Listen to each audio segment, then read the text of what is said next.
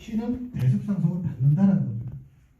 그런데 자, 이 30조가 적용이 돼서 상속이 이루어지지 않는다라는 이유만으로 C에게 상속이 이루어지지 않는다는 것은 여기에서는 어쨌든 간에 동시 사망이 아니었을 경우에는 본의 상속도 가능하고 대습 상속도 가능하잖아요.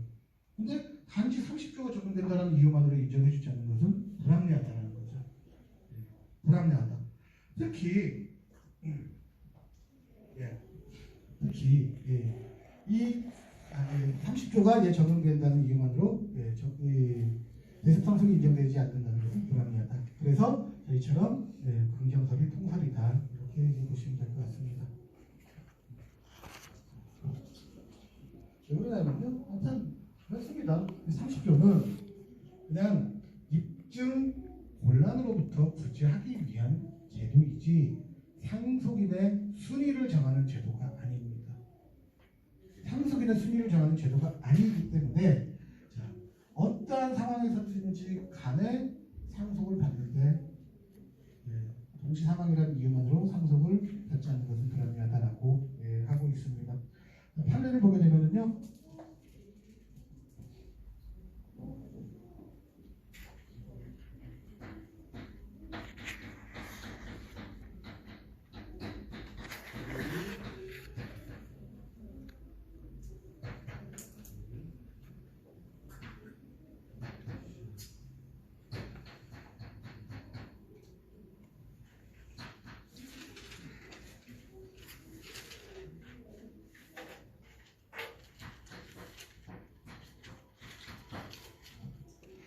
A가 있고요. A의 자녀 B와 D가 있습니다. 그리고 B는 C와 혼인을 해서 F라는 자녀를 두고 있고요. A의 입장에서는 손자녀가 되겠죠. 그 다음에 D는 갑과 혼인을 해서 G라는 자녀를 두고 있습니다. 그리고 A에게는 을이라는 형제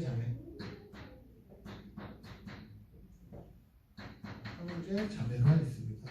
그리고 여기서 온 가족이 여행을 떠나기로 했습니다. 그래서 온 가족이라고 하게 되면 보통 형제자매일 땐 이렇게를 보잖아요. 그래서 여행을 가기로 다음 여행을 가기로 계획을 했는데 갑자기 사위에게 일이 생깁니다. 대학병원 의사였거든요. 근데 갑자기 병원에서 일이 생겨갖고요. 사위 빼고 이 영어로 적힌 이 가족이 광주로 여행을 갔다 오다가 비행기가 추락해서 전부 다 사망했습니다. 자, 이때 A가 가지고 있는 재산이 약 1,200억 원입니다. 그러면 자, 이때 이 1,200억 원에 대해서 갑이 상속을 받아갈 것이냐, 직계 비속의 대습상속인이잖아요.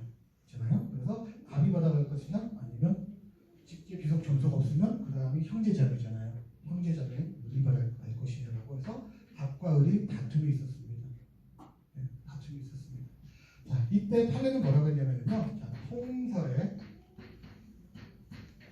본거를 그대로 이어받아서 통설에서 뭐라고 했습니까? 동시사망과 대습상속해서 대습상속 인정한다고 했죠. 대습상속 인정한답니다. 대습상속은 인정해주겠다. 그 다음으로 문제가 됐던 게 뭐냐? 그러면 사위가 단독으로 상속을 받아가는 것이 위헌이냐 아니냐, 위헌이냐 아니냐라고 다퉈졌는데 위헌이 아니다라고 했습니다. 그 이유는 사위가 단독으로 상속을 받아간 적은 단 한 번도 없었지만 그 이전에 며느리가 단독으로 상속을 받아간 적은 있었다라는 겁니다. 그래서 양성편득의 원칙에 반한다. 즉 사위가 단독으로 상속을 받아가는 것은 편득 원칙에 부합하다라는 겁니다. 부합하다. 그래서 이 경우에 이 사위가 이 A의 재산에 대해서 대습 상속을 전부 다 받아갔던 사안이다 이렇게 보시면 될 겁니다. 그래서 이 대습 상속도 인정되고 그다음에 사위든 며느리든 단독으로 상속을 받아가는 것도 저게 글씨 크게 나왔습니다. 저번에 굉장히 이 재판도 되게 오래 하고 네네. 많이 봤거든요. 네. 타익 받는 걸로 굉장히 낮죠. 네네네. 그래서 제가 듣기로는요, 1,200억 원을 가지고서 싸우면 얼마나 갈까요? 5, 4, 3, 9 그 순서를 했을 때 25년 전 얘기인데. 네, 우승은 그 나가고요, 성공 보수금 나가고요. 그 다음에 그 재판 비용도 만만치 않겠죠. 제가 알기로는 답과 을이 1억 원짜리가 하나 갖고 싸운 걸로 알고 있어요. 네. 그거 하나 가지고 싸우고 그냥 바로 그걸 끝낸 사람으로 알고 있거든요. 네, 현명한 사람들입니다. 네. 하마터면 애국자를 그랬잖아요.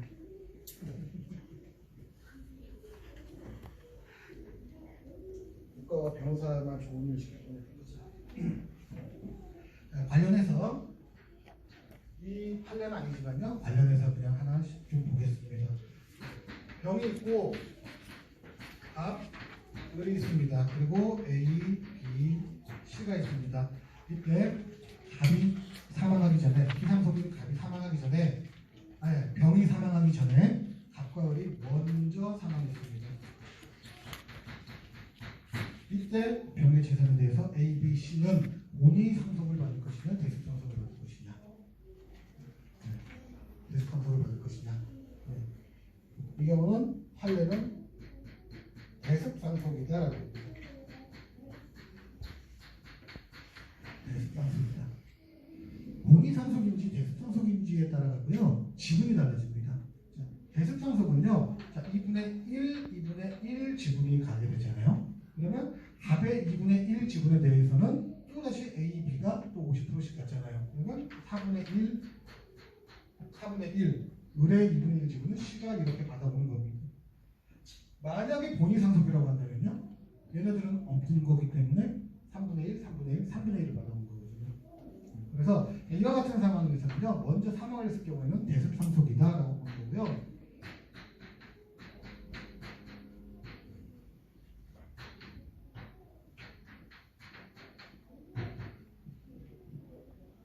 이번에는요, 갑과 을이 사망을 한 것이 아니라 상속을 포기했습니다.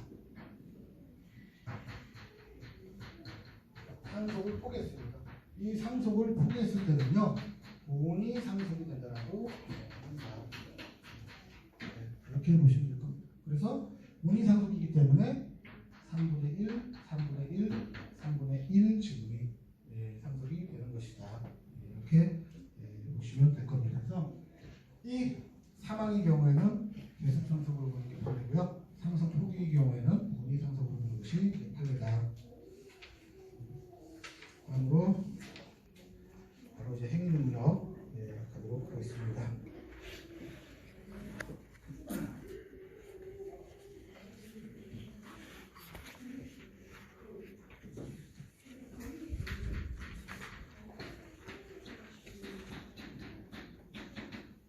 행위능력, 단독으로 이것을 유효한 범죄를 할 수 있는 능력이라고 했습니다.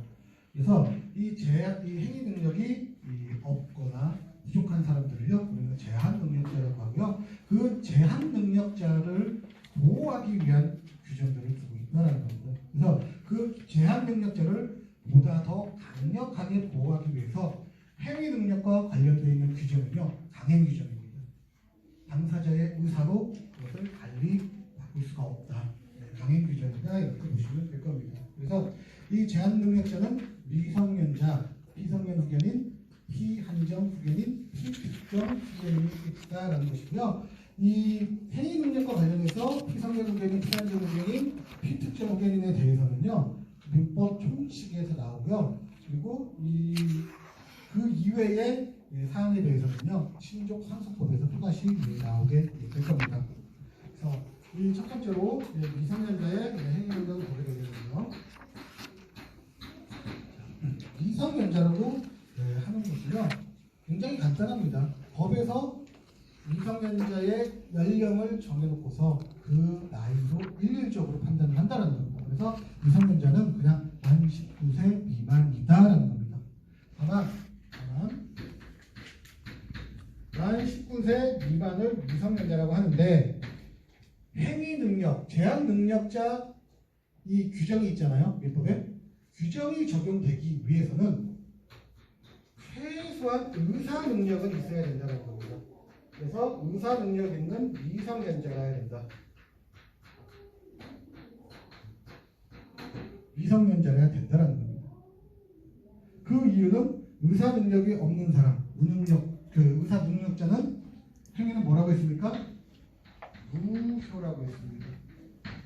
그리고 여기서 이제 금방 나오겠지만요, 제한 능력자의 행위는 법정 대리인의 동의가 없으면 취소할 수 있다는 겁니다.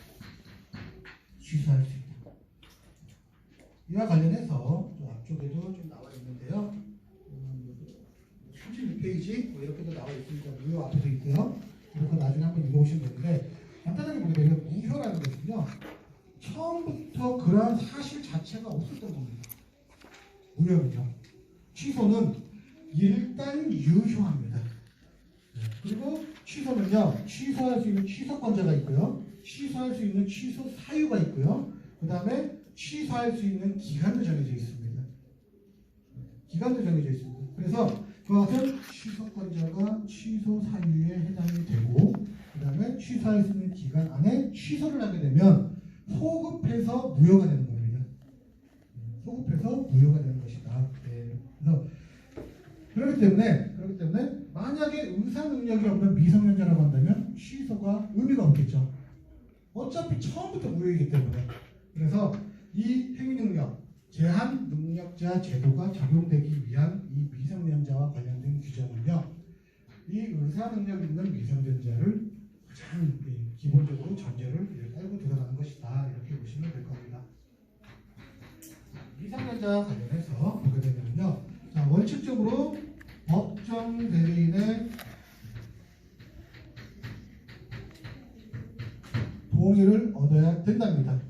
동의를 얻어야 된다. 만약에 동의를 얻지 않으면 미성년자가 성년자가 된 이후에 또는 법정 대리인이 취소할 수 있습니다.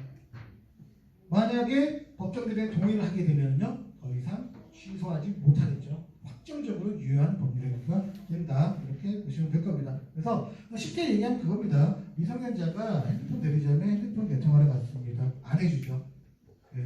부모님한테 허락받거나 아니라 같이 오라고 하죠. 일단 같이 오라고 합니다. 같이 오라고 합니다. 그래서 저처럼 동의를 받아야 된다. 이게 원칙입니다. 원칙이다. 근데 이 동의는요, 기본적으로 법률행위 전까지 해야 됩니다. 법률행위 전까지. 근데 법률행위 이후에 동의를 할 수도 있잖아요. 근데 그것을 우리는 추인이라고 합니다. 추인이라고 합니다. 그래서 어쨌든 추인을 하더라도 확정적 유효는 되긴 되지만, 여기서 말한 이 동의와는 조금은 이제 다른 개념일 수 있다. 이렇게 이해하시면 될 겁니다. 그래서 이 미성년자와 관련해서 원칙, 자, 법정 대리인의 동의를 얻고 동의를 얻지 못하면 취소할 수 있다. 언제나 원칙은 문제가 되지 않습니다. 항상 문제가 되는 건 예외죠. 중요한 것도 예외이고요. 예외입니다. 이 예외라는 말은 무슨 말이냐? 법정 대리인의 동의 없이도 혼자서 유효한 법률행위를 할 수 있는 경우입니다. 그게 첫 번째, 권리만을 얻거나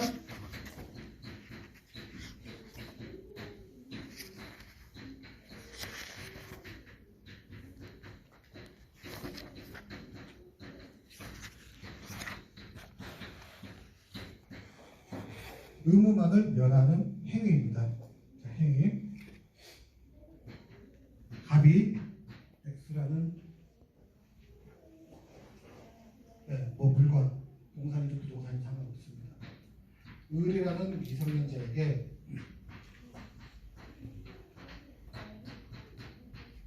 증여를 합니다.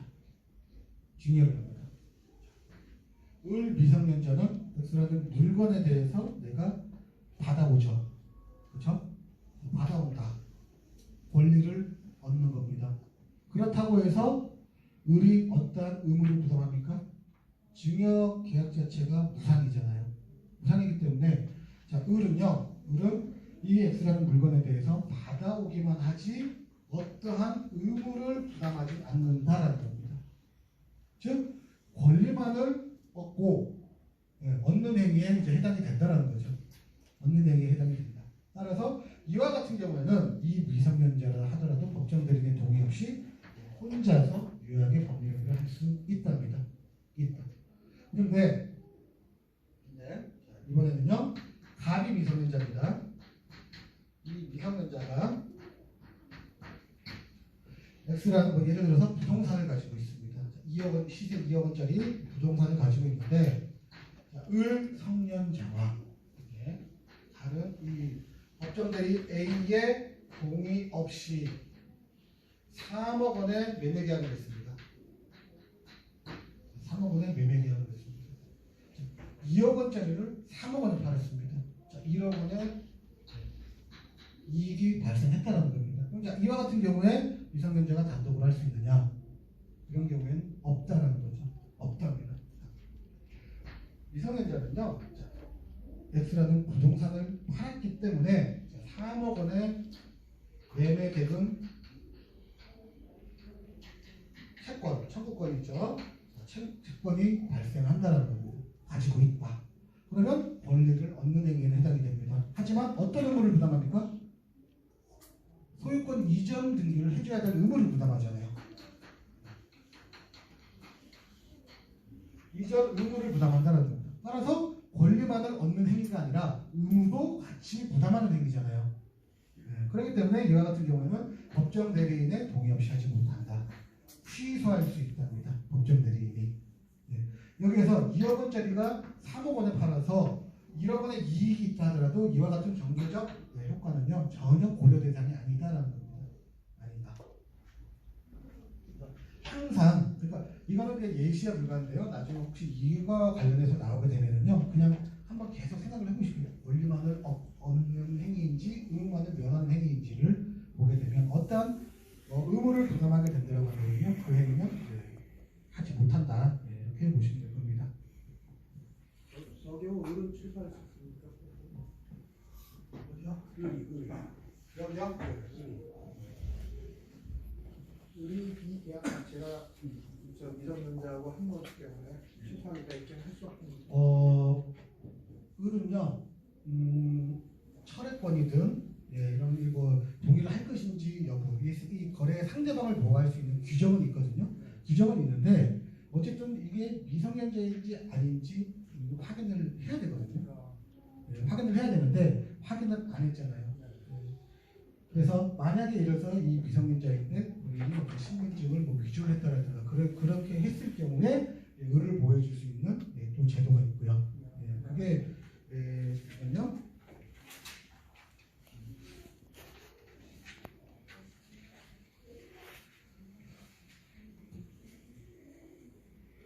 그것이 이제 이런 거거든요. 15조와 16조 이렇게 17조까지 나와 있는 것인데요. 제한 능력자의 상대방의 확답을 촉구할 권리.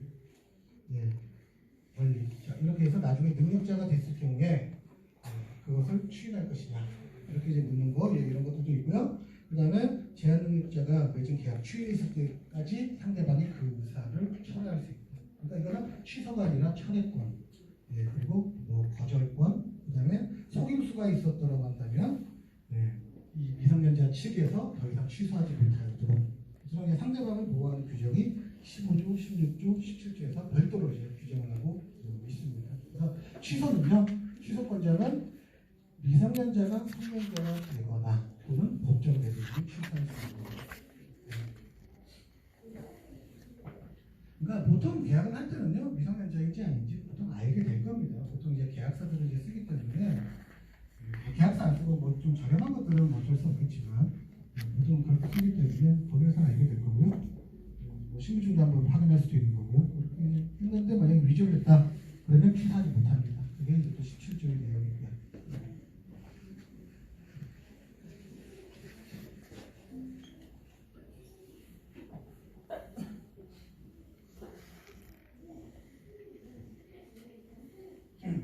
이게요. 만약에 취소를 하잖아요. 취소를 했습니다.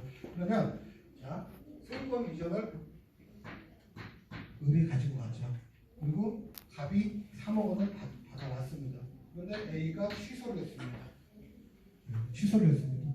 그럼 취소를 하게 되면 원상회복을 부담을 하죠. 그러면 을은 X라는 부정사에 대해서 다시 갑에게 넘겨줘야 됩니다. 그리고 갑이 받은 3억 원은요, 부당이득이잖아요. 돌려줘야 되겠죠. 돌려줘야 되지만 만약에 이것을 써서 없다, 안 돌려주게 됩니다. 네, 안 돌려주게 됩니다. 그러니까 이게 제한능력자를 굉장히 강하게 보호하는 규정이 있다는 겁니다. 그렇기 때문에 상대방을 보호하는 규정이 있기는 있지만 이 제한능력자인지 아닌지, 제한능력자라면 법정 대리인이 동의가 있는지 없는지를요 명확하게 잘 알아보고 그와 같이 해야 된다, 이렇게 보시면 될 겁니다. 그래서 지금 없겠지만 한 수십 년 전에 저희 이 대학교 처음 들어갔을 때 미성년자잖아요. 대학교 1학년 때 가면은요, 1학년 때인데 가면 책 파시는 분들이 좀 왔었어요. 책도 하나 두 개가 아니고 전집으로 해갖고요. 이게 막 설명을 하는데 그냥 막 조개 다니고 그냥 이런만 적으면 책 그냥 준다고. 돈은 나중에 천천히 내도 된다. 그래갖고 막 분위기 휩쓸려갖고 적는 사람들 많거든요. 저는 안 적어요. 저희 형이 그렇게 적은 적이 있었어요. 근데 형이 그런 얘기를 적은 다음에 부모님들도 가져가서 얘기 안 하죠. 나중에 형이 성년자가 되면 갑자기 독촉장에 날라옵니다. 그때 제가 독촉장을 봤는데요. 빨간 색깔 두꺼운 것이, 검정 색깔 두꺼운 것이. 그러니까 이 갓 성년이 된 이 초년생도 아니죠. 대학생들 입장에서는요, 굉장히 무시무시한 그 문서더라고요. 그러니까 이거 보고 겁이 안 날 수가 없겠더라고요. 그렇다고 부모님한테 얘기하면 혼나잖아요. 그러면 뭐라고 합니까? 아, 지금 돈이 없나? 50만 원이다. 그러면 지금 돈이 없는데요. 그러면 일부라도 갚아라.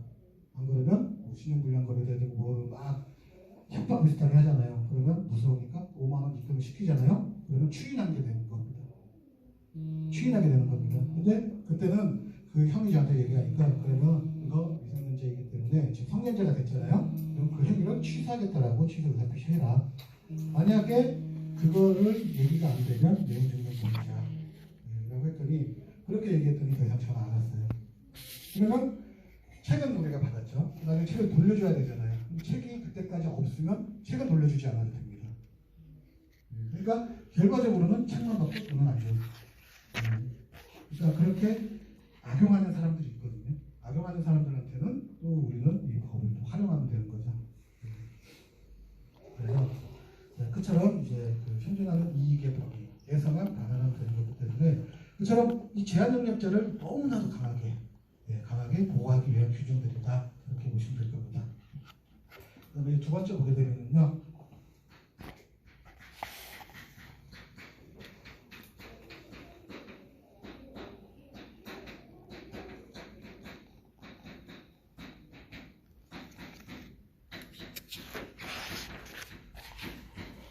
처분을 허락한 재산의 처분얘기입니다.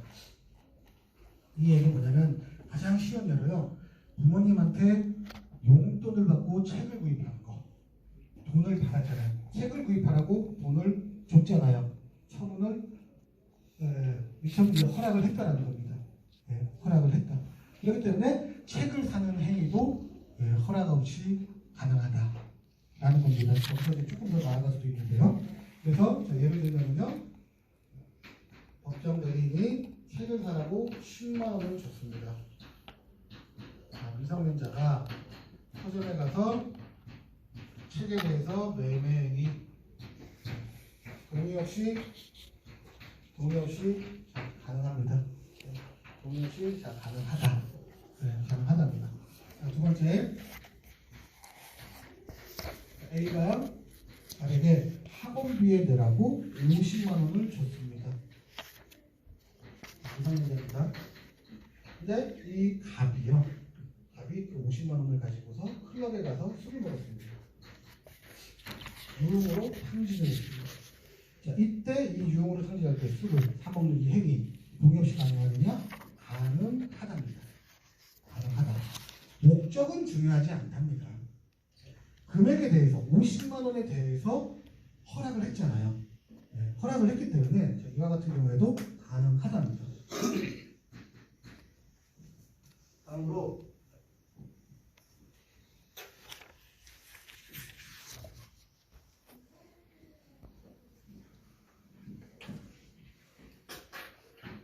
책을 사라고 10만 원을 줬고요. 10만 원을 주니까 서점에 가서 책을 샀습니다. 책을 매매를 해갖고 부모님한테 책 샀어요.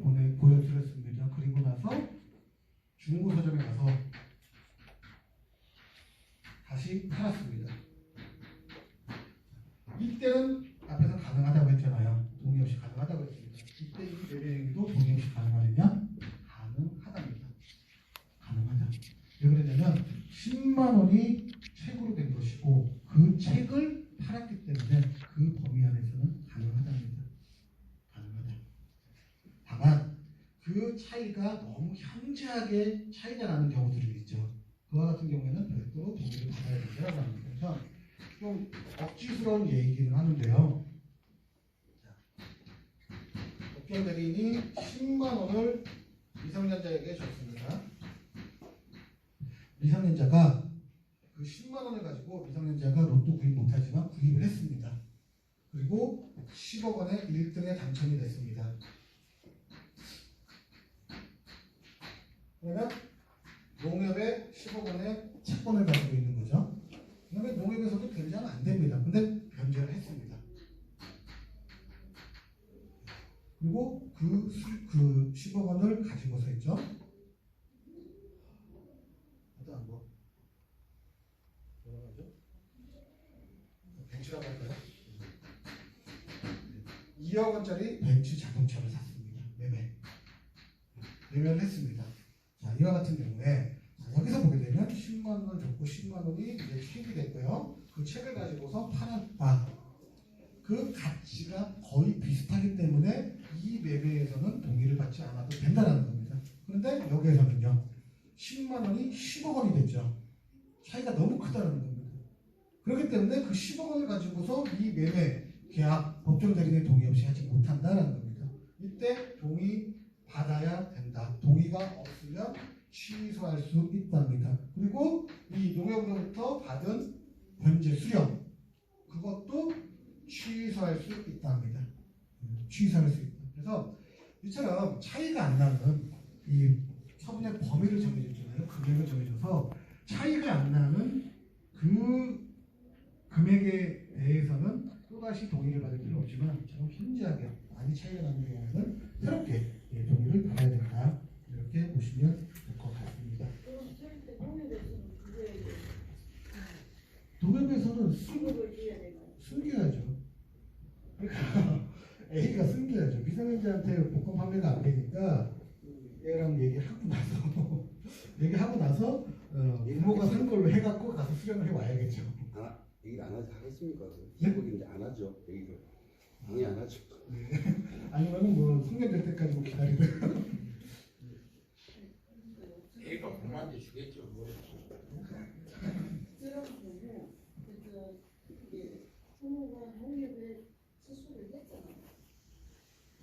법은 그런데 근데 현실적으로 농협에서 변제를 안 해요.